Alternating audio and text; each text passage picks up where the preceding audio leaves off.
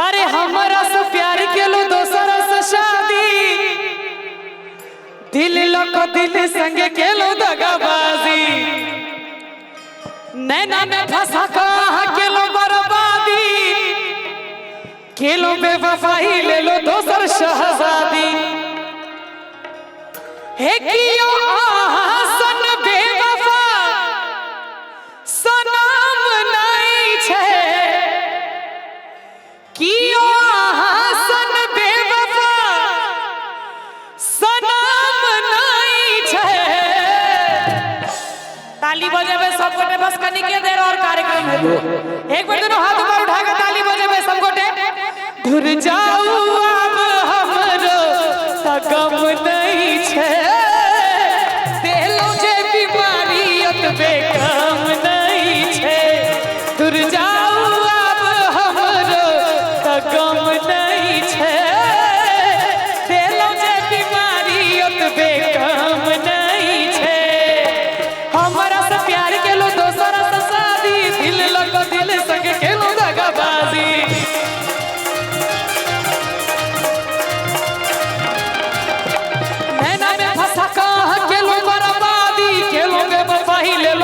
शहजादी कियो आसन बेवफा सनम नहीं छे, कियो आसन बेवफा सनम नहीं छे। दूर जाऊ अब हमरो तगम नहीं छे। एना ने मजा आवे छे, ताली बजेबे तकर बादे मजा आते। दोनों हाथ ऊपर उठा के सब गोटे ताली बजेबे। दिलों जे बीमारियत बेकम नहीं छे, दूर जाऊ अब हमरो तगम नहीं छे। दिलों जे बीमारियत बेकम नहीं छे।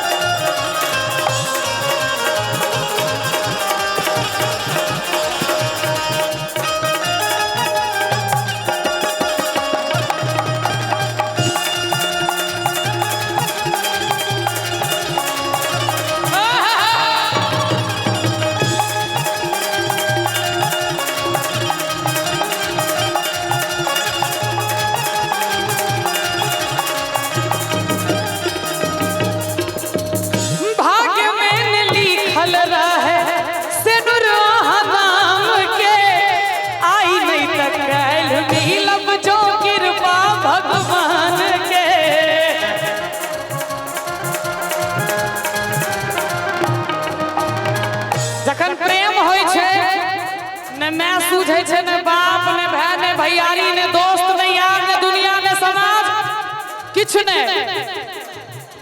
तैयो जकरा से प्रेम होय छे जो ओकरा से विवाह नहीं भेल त आजीवन हमरा बुझाइया एतना मलाल रह जाय छे।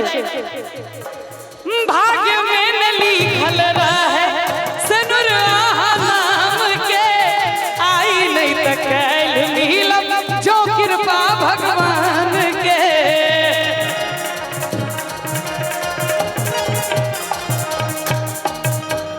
और आप बुझलो हमरा सन आहा के मन नहीं छे, आप बुझलो हमरा सन आहा के मन नहीं छे। दूर जाऊ अब हमरो तगम नहीं छे, दिलों जे बीमारियत बेकम नहीं छे। दूर जाऊ अब हमरो तगम नहीं छे, दिलों जे बीमारियत बेकम नहीं छे। अच्छा एकटा गीत अहाँ सब सुनते हेबे।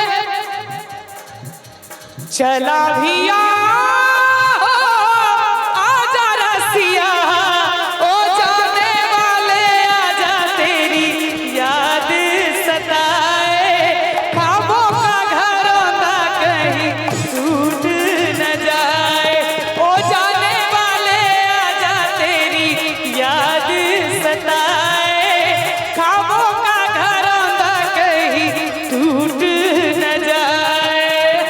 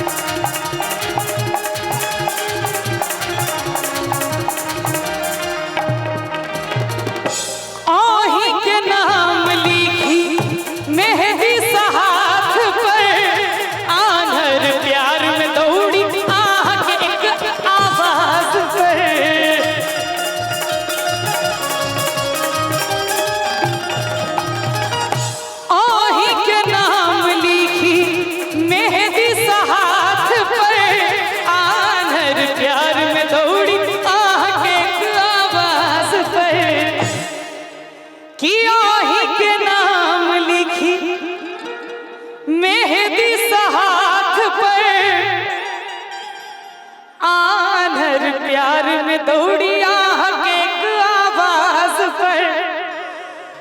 एक बार राधे भाई के लेल ताली बजा दियो, एते सुंदर गीत लिखने छथिन। नीक लागल हुआ तो ताली बजेबे सब गोटे, दोनों हाथ ऊपर उठा कर। अंत में राधे आहा बिना जियब एतेक दाम नहीं छे, आब आहा बिना जियब एतेक दाम नहीं छे।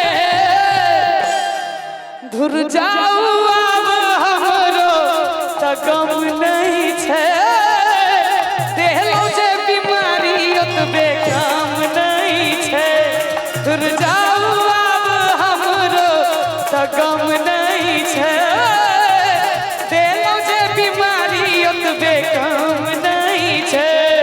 धुर जाऊ आब हमरो त गम नहीं छे, देहलो जे बीमारी ओतबे काम नहीं छे।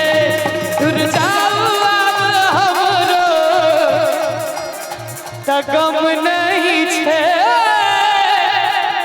आ देहलो जे बीमारी ओतबे काम नहीं छे।